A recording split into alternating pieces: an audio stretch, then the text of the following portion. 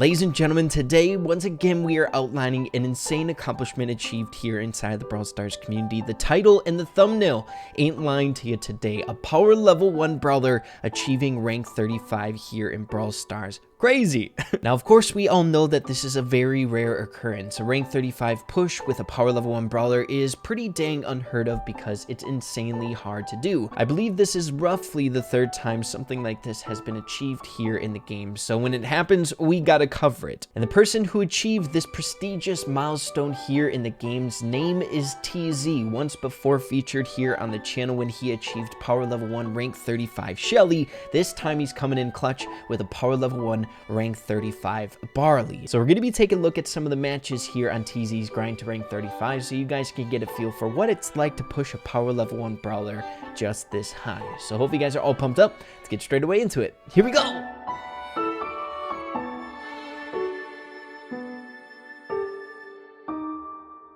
Alright everyone, so beginning today's video off over here on Starless Pro, outlining TZ's power level 1 account where he has Shelly and now Barley to rank 35 as power level 1. So if we take a scroll down here, his most recent one being Barley, he got him to a grand total of 1,255 trophies, currently sitting at 994. And I wasn't aware of this, but he got his Shelly to 1,385, which is pretty dang crazy. I didn't know he pushed it that high up there, but definitely a formidable pro player here in the community, managing to get a power level 1 to rank 35. Guys, I've only pushed one rank 35 in my day, and that was Mortis, and I had such a hard time with it. So when someone gets a power level 1 to rank 35, it's just like, how in the world?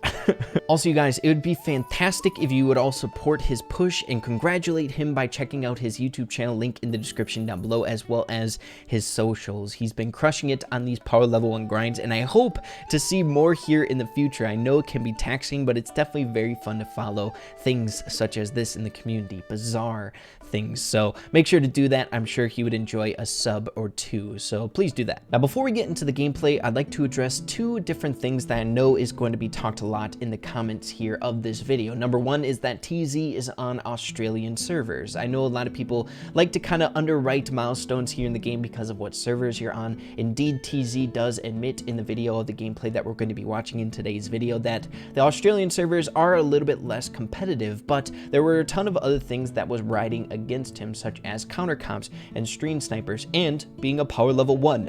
So please, let's try not to undercut the milestone as well as the amount of time that it took TZ in order to achieve this. One thing that I like to say about this whole server thing is, yes, it could be easier, but if it was insanely easy, we would see power level 1 rank 35 grinds or milestones being achieved very regularly, right? And number 2, I know there's going to be a ton of people saying that TZ got carried to rank 35, and of course he did. Guys, I feel for this guy. I've done a couple power level 1 grinds in my day, not to this caliber, but it's very, very difficult. You need to rely on your teammates a ton. This is a game where it's a team of 3, right? You need to have teamwork, coordination, and if there's one weak link on the team, the other people need to carry that weight. And of course, you're playing with a broken leg basically as a power level 1. So yes, he's being carried to some degree, but he actually helps out quite a lot on these maps. Barley can help out in other ways even as a power level 1. So just trying to defend his push here a little bit before I see a bunch of comments saying that it's not that crazy cool or anything like that, because it's insane. It's power level 1 rank 35. So hope you guys enjoy the gameplay. Let's get straight away into it. Alright everyone, so getting straight away into the very first match here, there's 2 different game modes of gameplay in today's video, and that's Brawl Ball as well as Siege later on. So we're starting off with Brawl Ball, and once again, I'll be leaving a link to this video in the description down below, this specific one, so you can find his channel through that as well. So as you can see, a map like this, definitely not bad for Barley, even as a power level 1. Lobbers, I would say, probably the easier out of most of the brawlers in order to get to rank 35 as a power level 1, because you just got to stay tucked behind a wall and try to apply as much damage as possible. Though it's minimal, you can get that slight chip damage going and then rack up that damage over time here. So TZ's team has a comp of Carl, B, and Barley, of course. And man, it's so goofy to take a look at a power level 1. It feels bad, man. The health is just non-existent. That's a 2-tap from Nita. a maxed out Nita, which is nuts.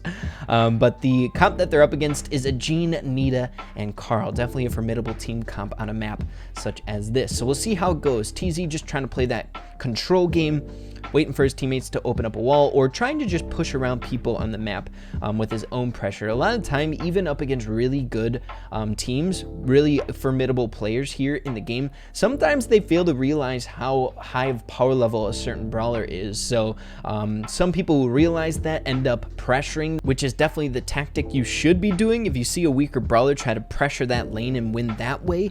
But a lot of the time, you can still kind of get away with trying to apply pressure and people won't realize it. So TZ definitely taking advantage of that. I don't think they realized quite yet that they have a power level 1 Barley in the ranks here, the enemy team. So perfect control here. They had one person go down on TZ's team. So they had an opportunity there, but they weren't able to capitalize. Basically, their major ball scorer is going to be Carl because he has the only decent amount of health on their team. So they're kind of pushing here. It is 2v3. Carl using the gadget, kicking it up, trying to find an opening, but wasn't able to do so. The enemy Carl able to defend that fairly decent, and TZ trying to make his way in there as well.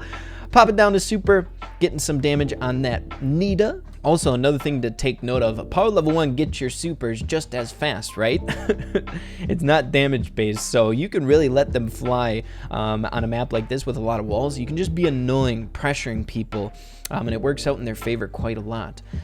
So here we go, going into overtime, the score is still 0-0, and I think the enemy team is going to have a little bit of an easier time in overtime just because the Jean pressure, and I think the Carl on TZ's team realized that, so he tried to get the jump on the team as fast as possible, and they managed to secure the very first win there. Not too shabby, sitting at 1,192 trophies. Pretty dang OP. But next, we're going to be hopping into some Siege, as you can see here. So I'm going to rewind it a bit just so we can see the full match. So another insanely good map for Barley, which is why I feel like the push with the power level 1 Shelly was even more insane, because even if you're a power level 1, a lower level brawler, and you're a lobber, you can really make it work. You find those nooks and crannies on maps. You find those like hidden gem maps such as this, where you can just be a nuisance and do just fine as a power level 1. So I feel like the gameplay of a lobber as a power level 1 is a little bit more fun and exciting because he actually can help out his team in a big way. So winning the very first push, the enemy team does a fairly decent job at defending that, but the TZ's team was really good at capitalizing on the damage there, trying to apply as much as possible. So here we go.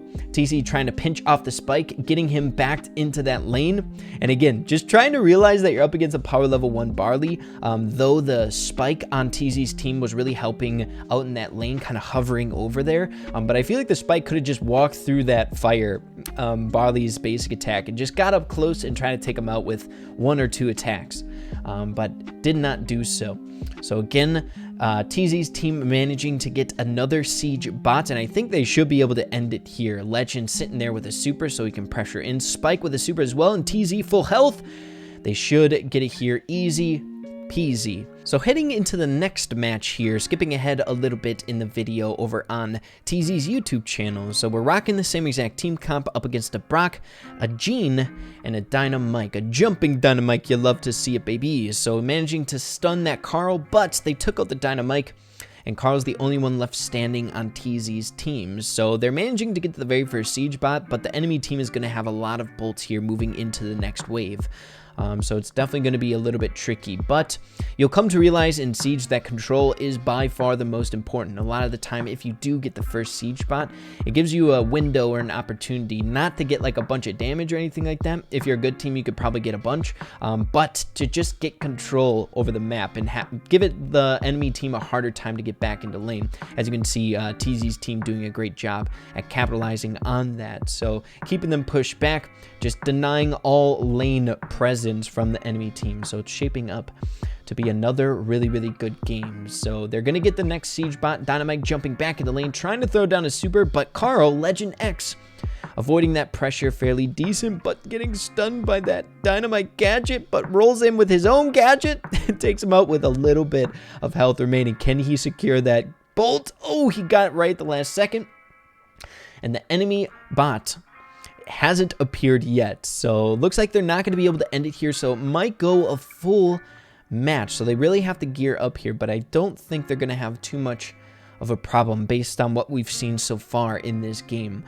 So Legend X trying to secure as many bolts as he can, waiting for TZ to come back in the lane, and he managed to go down. So the Brock taking out Carl. Not good. TZ dodging with everything that he can, doing a decent job. I should say a very good job at dodging, but dying there in the end. The Brock baited out that bolt really, really well, and the enemy team knows the fate of this match.